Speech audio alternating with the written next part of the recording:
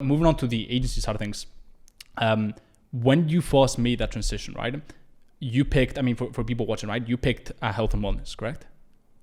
Out of curiosity, because I don't have this, top of mind, but how long did it take you to sign that first client? Because you were talking to some big players. I remember you were telling me like, dude, I landed a call with this client. And I was like, oh shit, like I use their product,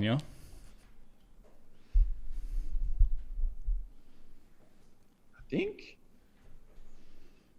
1 week after, maybe 2 weeks after our mentorship finished.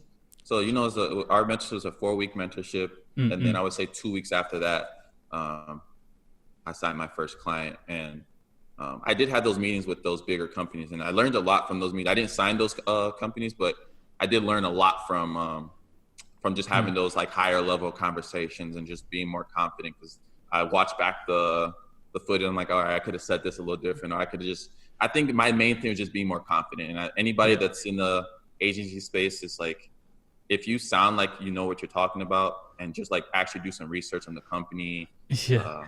And actually prep for the call and all that stuff. For the call, don't think you're just gonna like say anything. Another thing I did that worked, like how I signed my first client was, I did a little snooping on their own personal life and seeing the things you liked. And I was like, oh, we kind of have a common interest, and just kind of like casually bring it up. It just kind of builds better rapport when you're on the call, and it's really 100%. It makes it way more laid back than just trying to sound like super busy. And I feel like trying to make the sales call not sound too salesy and just like more of a conversation. And it took me 2 weeks to sign my first client after our mentorship. There's a lot of golden nuggets there, man.